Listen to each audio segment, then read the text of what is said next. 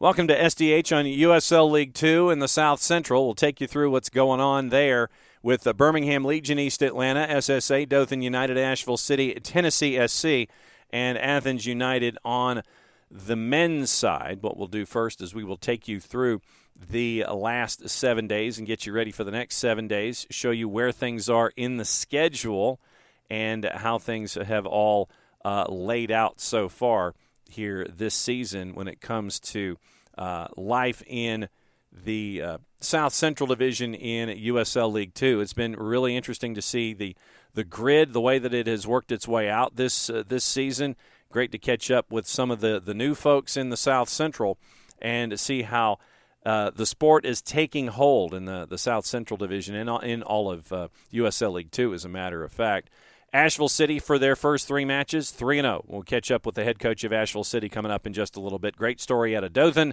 4 matches, 2-1-1, 7 points, 1.75 in the points per match average. East Atlanta, 4 points in 3 matches. Birmingham Legion, 5 points in 4. Tennessee SC on the men's side, 3 points in 3 matches.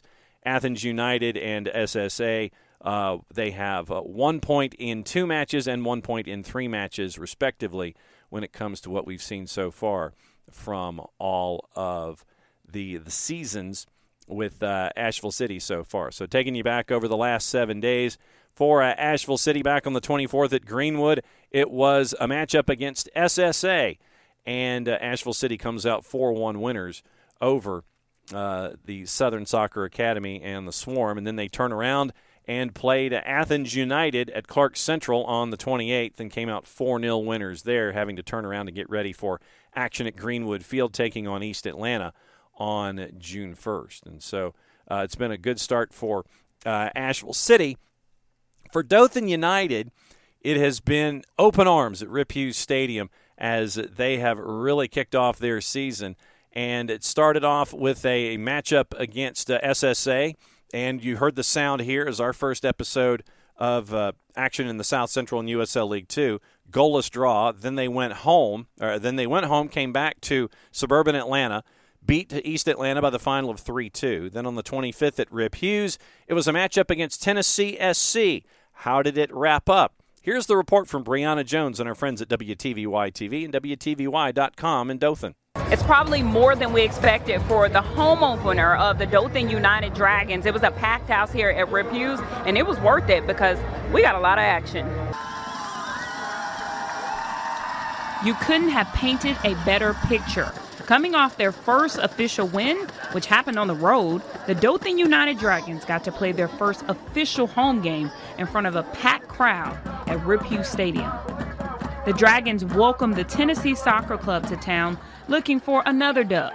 Just 5 minutes into the game, Dragons utilizing speed and putting the T in teamwork.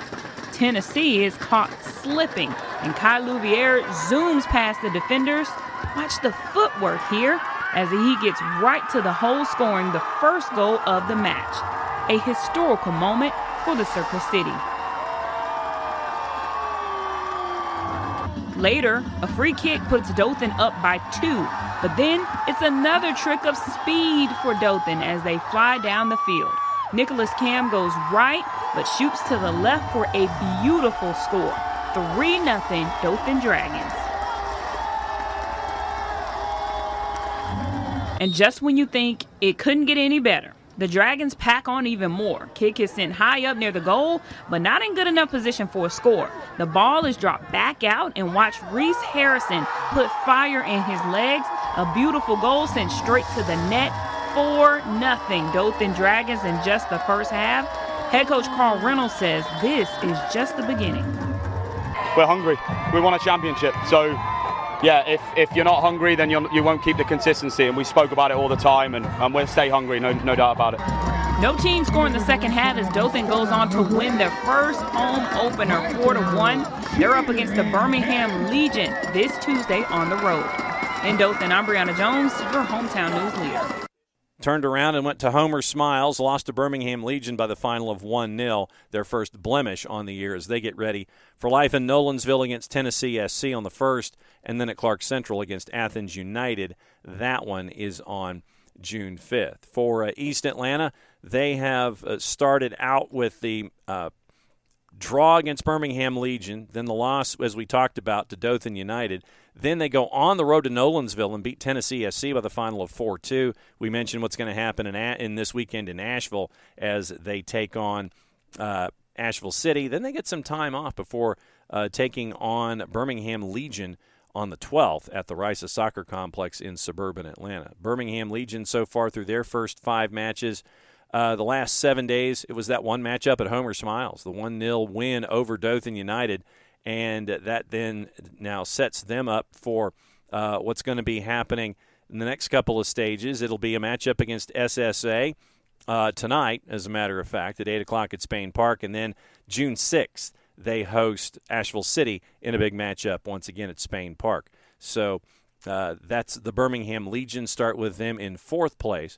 Tennessee SC, we talked about them at Nolensville. We talked about the matchup against Dothan at Rip Hughes. Then it was the matchup against East Atlanta. They are at Nolensville. We talked about Dothan United hits the road. And it's going to be a big contest for Dothan. Can they handle the road? We'll find out. And then once again, it's a lot of time off before June 12th at Clark Central before they take on Athens United. So once again, we talked about Athens United and what's gone on with them so far.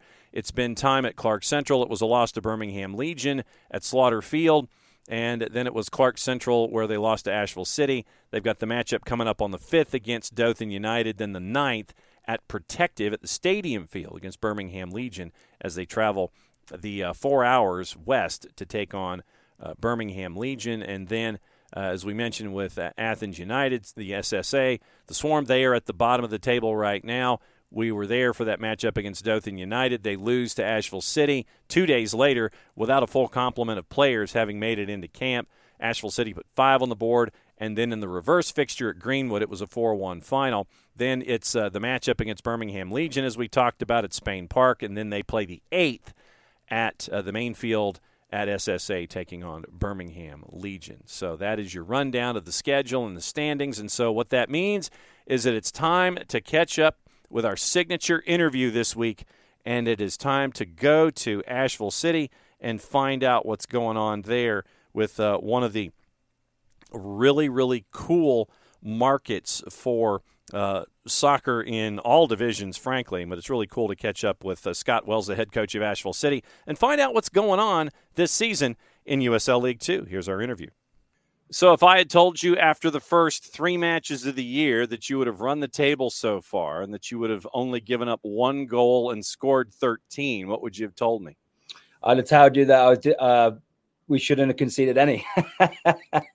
I've been completely honest. It's the standard at this point. You know, we're 3 years in, so we absolutely plan on defending the title in the division.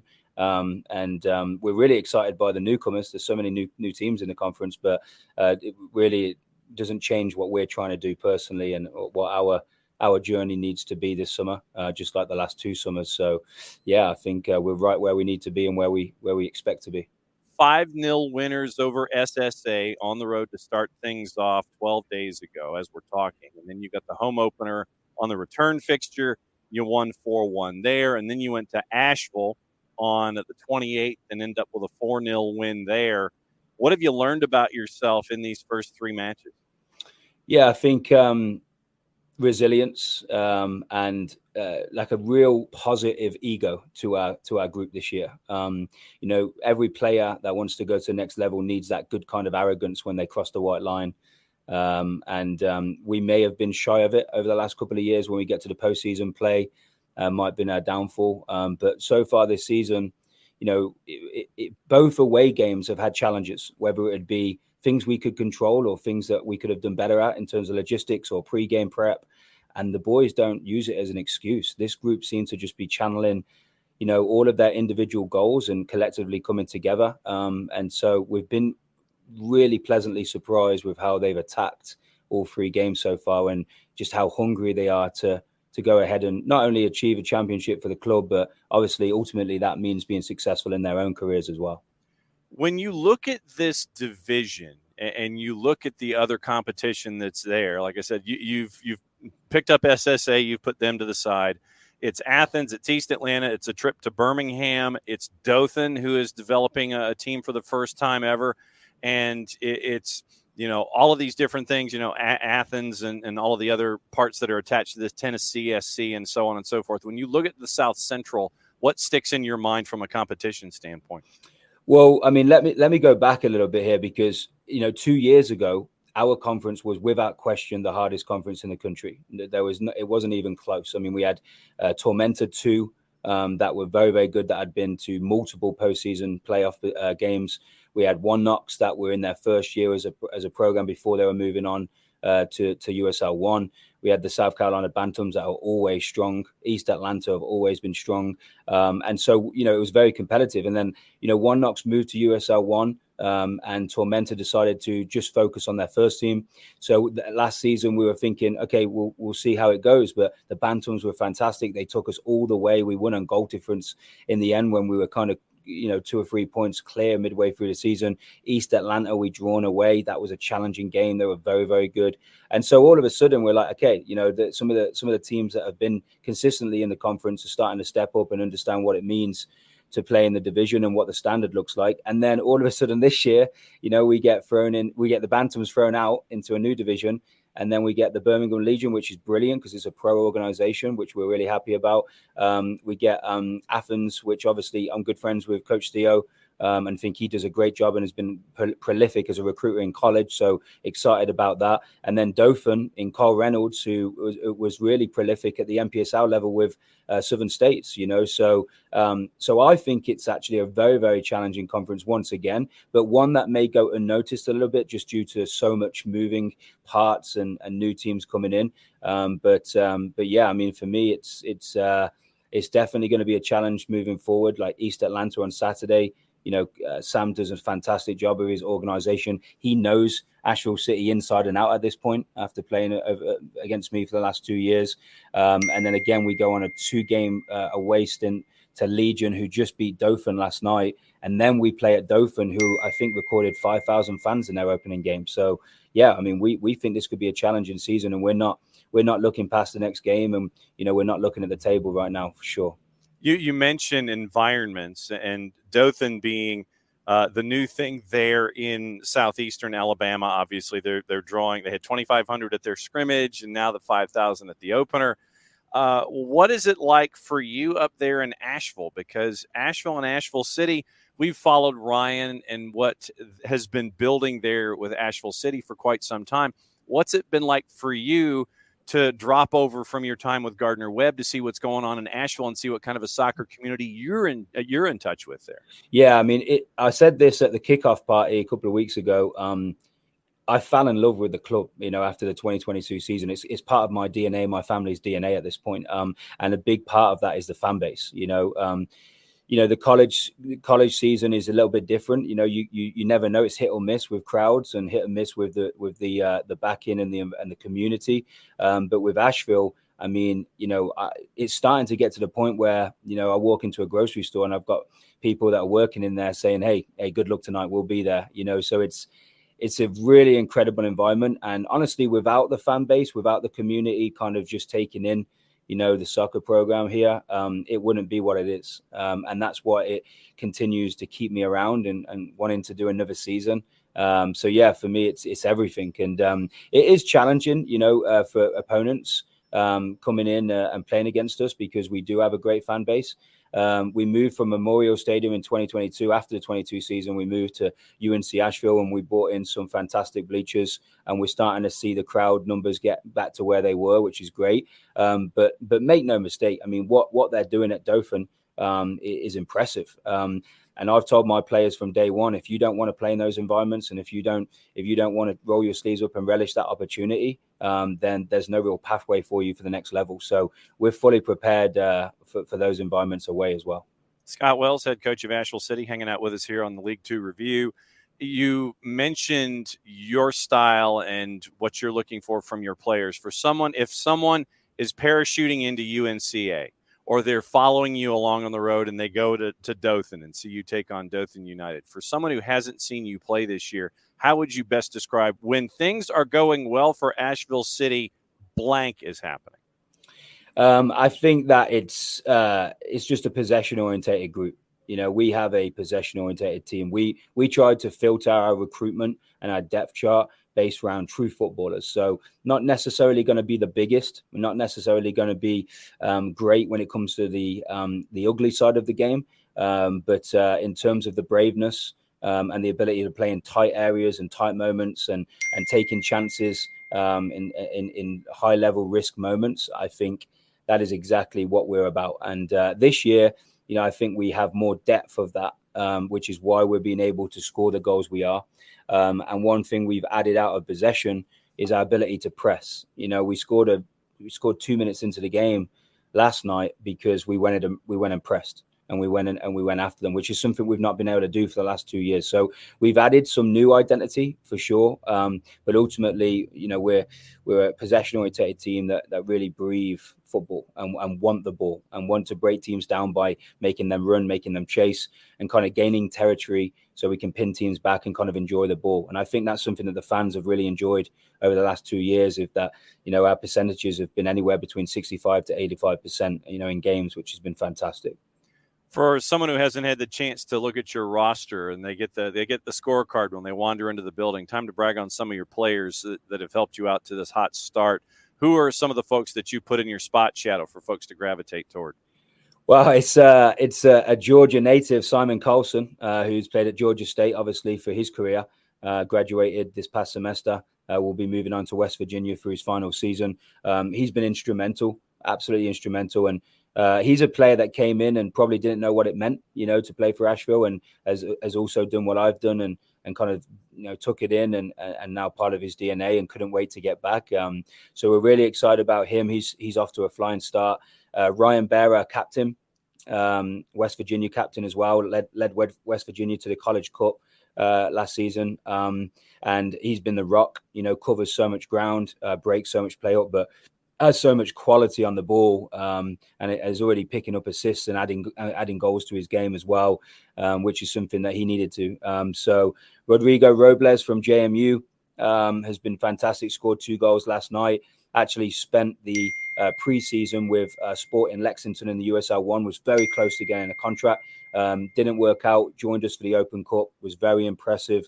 So we brought him back. And then I think 2 others that are really important to note is Charlie Harper and Dylan Kropp, who have created a fantastic relationship at the back defensively. Dylan's from Xavier University, Charlie from UNC Chapel Hill. And then behind them is the goalkeeper, also from Xavier, Johnny Mennel, who's an Asheville native. So I could go through the team, and I almost did. But I'm really, really proud of the profile of player that we've got in for sure. You mentioned Xavier, you mentioned UNC Chapel Hill, you mentioned West Virginia, you mentioned natives.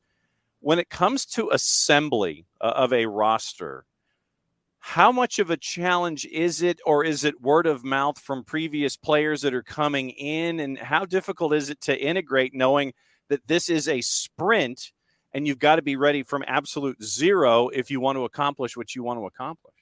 Yeah, I mean, the organization of the recruitment is the most important. I mean, you need to be really solidifying a lot of your key pieces while the college season's still going on, which is not easy to do. Obviously, luckily, I'm in Division 1, so, I'm binge watching pretty much every game anyway. So I know exactly who I want before the college season finishes. And then it's just a matter of, the relationships that I have within the college to talk to the coaches and see who will trust me to take care of their player for the summer, and then go from there. And then, the big thing is the bonding aspect for sure. In pre-season, which is, let me be honest, is 1 week.